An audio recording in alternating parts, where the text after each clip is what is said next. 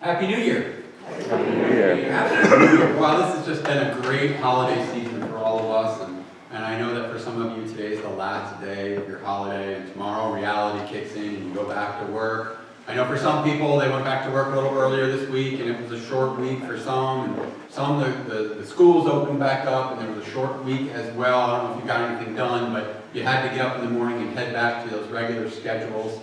I know there's some college kids in our family that are still waiting for school to start back up, and so they're looking for some part-time jobs to gain some pizza money for the next semester. So we're all in that kind of state of transition.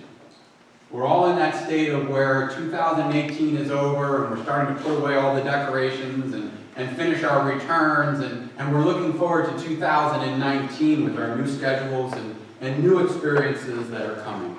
For some of us, we're looking back at 2018 and we're grieving the loved ones who we've lost.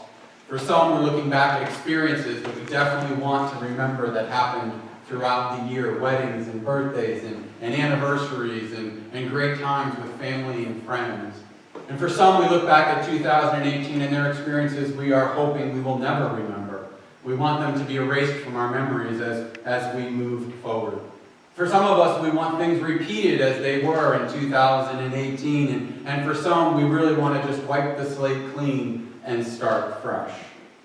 When we flip the page of the calendar from December to January, in our minds and in our lives and in our culture, it calls us to do something of looking back, reflecting, and then moving forward.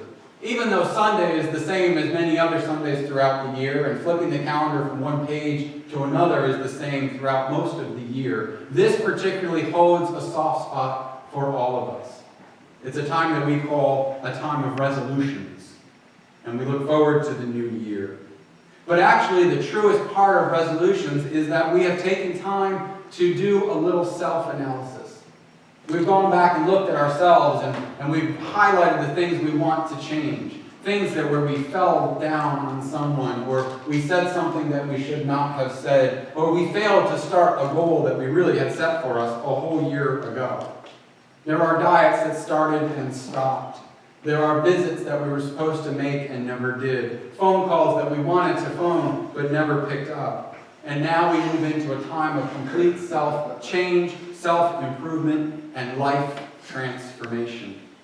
You know, the scriptures talk about self-transformation all the time. We hear testimonies of people in scriptures who have gone through great miraculous events and certain points in their lives, and we're just amazed at this miracle of how their lives changed suddenly through a miracle, and everything looked different. And we think, gosh, how wonderful that would be for me. If I could just recognize that something had changed in my life, that there was a star or a bright light or something was spoken to me, and all of a sudden things are new, things are better, things are great. It all happens in an instant. In an instant, life transformation happens. And so we get to this time of year of resolutions and change, and we bring that idea with us, and we jump on the bandwagon, so to speak, and we see all of the gyms who are offering memberships now at discounted rates, and all of the self-help books that are available to us, the podcasts and the blogs, and how everybody's going to change your life for 2019. And somehow we think that the miraculous change that can happen in our lives is instantaneous. All we have to do is just look at it. 2019 is going to be so much better. And yet here we are on day 6 of the new year. How's that going for you? Have you been to the gym every day like you promised? Changed your diet completely, threw out all those Christmas cookies? Or did you save them for later? We're in day 6. Did you get up in the morning and look in the mirror and think, wow, I don't see all the change I thought was going to happen? It's because we tend to think change is instant. There's a comedian by the name of Yakov Smirnoff. I don't know if the younger group knows who he is. He's a Russian comedian, and he has some great ways of just revealing to us about different cultures. And he talks about how his culture in Russia and his culture in America was so different. He says when he first came to America, he was so taken by the American grocery store. He was amazed by all the things that was on the shelves that was available to us. He said, my first trip to the grocery store, I saw powdered milk. You just add water and you get milk. On his second trip to the grocery store, he saw powdered orange juice. And he thought, all you do is add water and you get orange juice. On his third trip to the grocery store, he saw baby powder.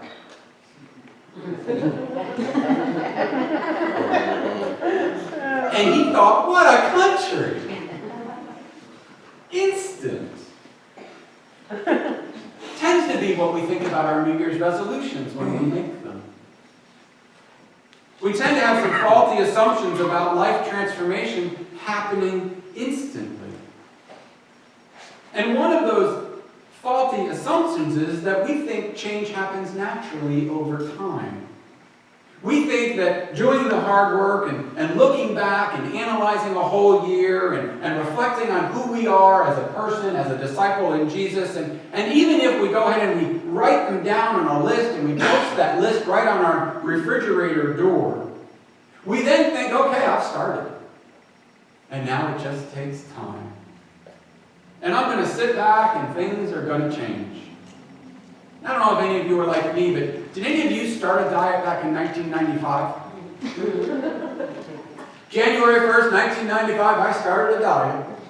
And we're still plugging along just a few years later. How many of us have been trying to make a particular change, whether it was since high school or since college or even when you started retirement, there was this list of things that we thought might change. For some of us, we thought the day that we said we believed in Jesus Christ, that our lives would just change over time. Those who answered the altar call and came forward, those who prayed the believer's prayer, and we thought, oh, it's going to be just like everybody I read about. It's going to be instantaneous. It's going to happen as the days progress. The assumption that faith grows over time really is a false assumption. And another assumption that doesn't necessarily take place is not just naturally over time, but if we would just try hard enough.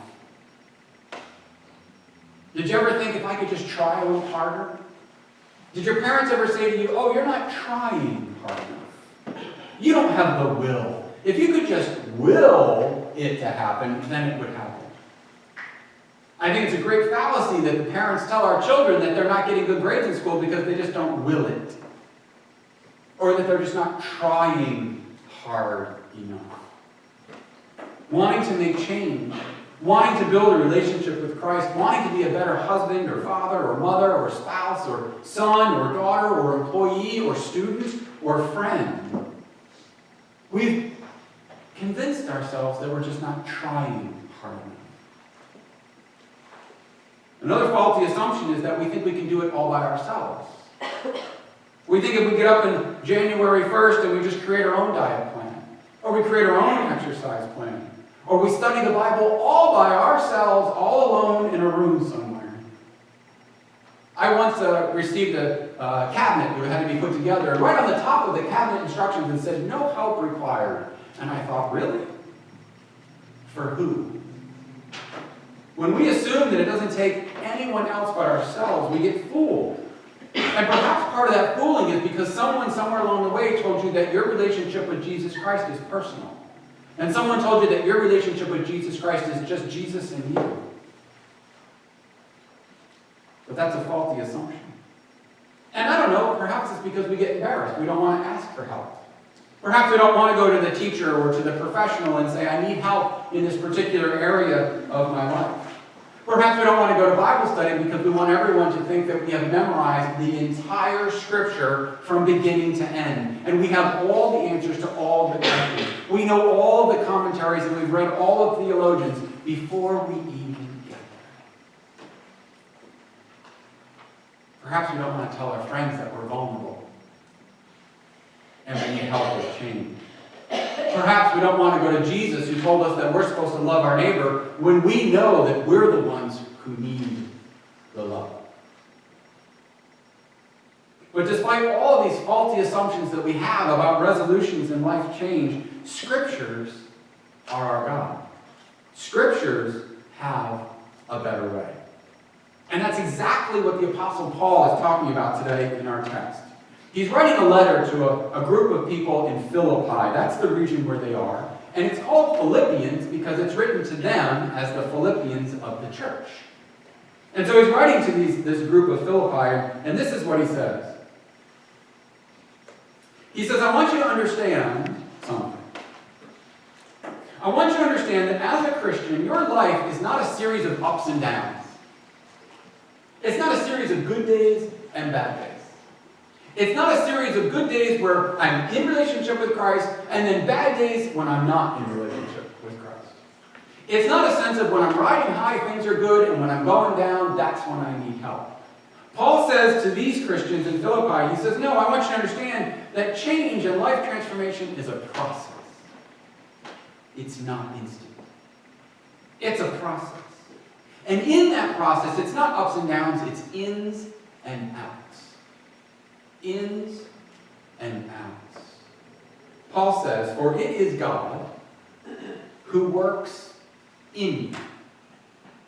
It is God who works in you, so that you have the will to work out your faith. God in, our faith out. God works in, we work our faith out. Paul says if you're going to rely upon your own strength and your own intelligence, it's never going to work. Paul says if you're going to rely upon your own will and your own trying and your own determination, it's not going to work. Paul says if you're trying to keep a New Year's resolution, it's not going to work until you work on the foundation. God in first. Faith works out next. Life change begins with God. Paul says that's where we need to start. Because God tells us very clearly it's about listening, it's about praying, it's about trusting, and it's about stepping. Now I know some of you have already set your resolutions, some are probably a little disappointed in yourselves, and some of you are probably doing very well with your resolutions. And your resolutions vary from anything of getting rid of bad habits to trying to create new ones.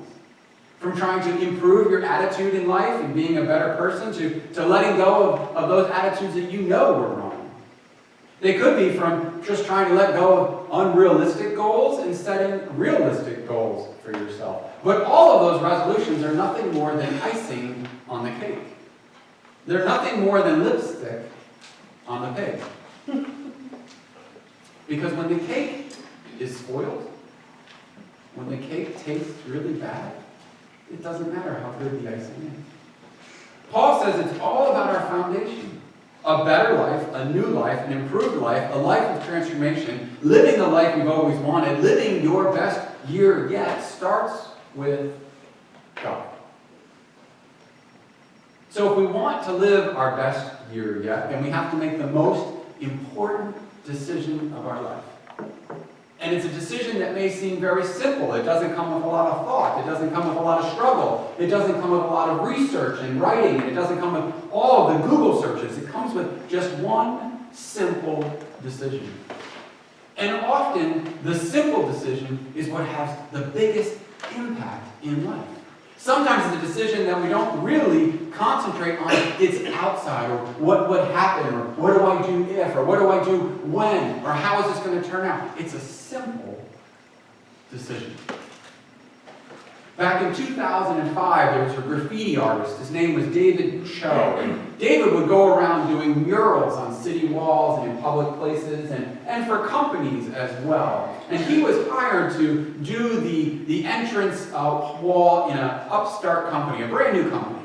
And so he went, and of course there was nobody there yet in the building, and he was doing his mural, and the gentleman came to him from the company. He said, look, we can afford to pay you $200. We're brand new. We don't really have a whole, but we can also give you a couple of stocks in this brand new company. And David was like, I don't really know what a stock is. I don't know how it's going to work. He was a little hesitant.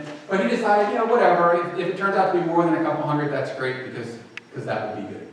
He finishes the mural and the employees start walking in, and day after day there's more and more and more employees, and it begins to build. And David goes off and he does some other graffiti artwork for some other clients, and over the years he starts to hear the name of this company that's on the front of his stock certificate. And the name of the company is Facebook. David waits for the opportunity when he can sell his stocks. And David earned $200 million for that piece of artwork, based on one simple decision that changed the whole trajectory of his life. The Apostle Paul says it's one simple decision. And that's to accept Jesus Christ in your life. That's to put Jesus in your heart. That's to put God first and to recognize that it all begins with God. Paul says there's no better way to start a New Year's resolution and to start a brand new year and to turn over the pages and to turn over the calendar and start a brand new chapter of your life than to understand that it all starts with God. Paul says you can do this. You can meet your goals, fulfill your dreams, achieve all the successes that you want, if you just recognize and accept that it is God who is at work in you. In you. Paul writes about this a lot. Let's look at the letter to the 2 Corinthian letter, chapter 6, verse 7. He writes this letter to the people who live in a region called Corinth. And he says this: we, you and I, all of us in this room and around the world are temples. Temples of the living God. And this is what Paul wrote. I will live with them and walk with them, and I will be their God, and they will be my people. God lives inside of you. Everywhere you go, every day of your life, everything you do, everything you say, everything you hear, every football party, every class, every work day, every dinner with your family, every time with your friend, God is with you. You are the temple who carries God everywhere in this world. I will live with them and walk with them, and I will be their God, and they will be my people. The Apostle Paul, he wrote it this way when he wrote in the letter to the Romans in chapter 8. He said, and if the Spirit of him who raised Jesus from the dead, if he is living in you, he who raised Christ from the dead, he who had the power to overcome death itself, if he, that guy, lives inside of you, he will also give to you and your mortal body that same Spirit and that same power. He, the one who overcame death, lives in you. And he has now offered to you the same salvation, the same gift of eternal life. It's not about how strong your will is. It's not about how much you want to try to make changes. It's not about whether you are strong enough or weak enough. It is about the one who lives inside of you. And I think it's because God already knew that we weren't strong enough. We're not strong enough to be the people that he created us to be, so now he resides within us and gives us that strength and that power. You can't do it alone, says Paul. There's a famous Chinese proverb that goes like this. It says, a journey of 1,000 miles begins with one single step. One step starts a journey of miles. And so Paul wrote earlier in the same letter to the Philippi group, he says, finally, brothers and sisters, whatever is true, whatever is noble, whatever is right, whatever is pure, whatever is lovely, whatever is admirable, if anything is excellent if anything is praiseworthy, think about those things in your life. Whatever you've learned or you've received from me, whatever you've seen from me, and I'm going to put, these are my words. Step, he says. Paul's words were, put it into practice. Step out. Make a move. And the God of peace will be with you. If you stand and you go nowhere, then you stand up and you are exactly where you started. I don't know about you, how many of us want to be exactly where we are come December 31st, 2019? Paul says we need to step. Now some people have said to me, but Pastor, I don't know where to step. I don't know where to go. And I say, well, are you listening? Are you listening? Are you listening to what God is calling for you in your life? Are you listening to what He wants for you in 2019?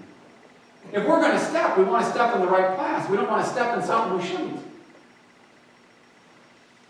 You know, there once was a man who was in prayer one day and he whispered, God, speak to me. And outside the window, a meadowlark began to sing. But the man dismissed the noisy sound of the bird. So then the man had yelled out, God, speak to me. And the thunder rolled across the clouds in the sky, but the man dismissed the coming storm. The man looked around in desperation and he said, God, let me see you. And that night up in the sky there was a star so bright you could not miss it. But the man never looked up. The next day the man stood up and he shouted, God, show me a miracle. And somewhere a baby was born. But the man paid no attention. So then the man cried out in despair, touch me, God, and let me know that you are here. And just then God reached down from the heavens and He touched the man on the shoulder. But the man wiped away the butterfly and dismissed the insect. What are we listening to in our lives? Are we listening for God's direction?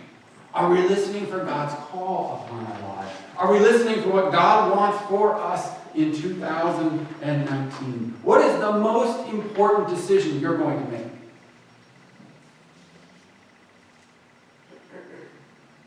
What is your relationship with Jesus Christ? The Apostle Paul said this, for His sake I have suffered the loss of all things, and I regard all things as complete rubbish, in order that I may gain Christ. To have your best year yet, it starts with God.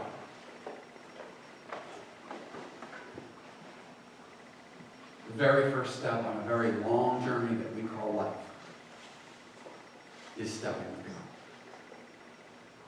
God. Are you listening?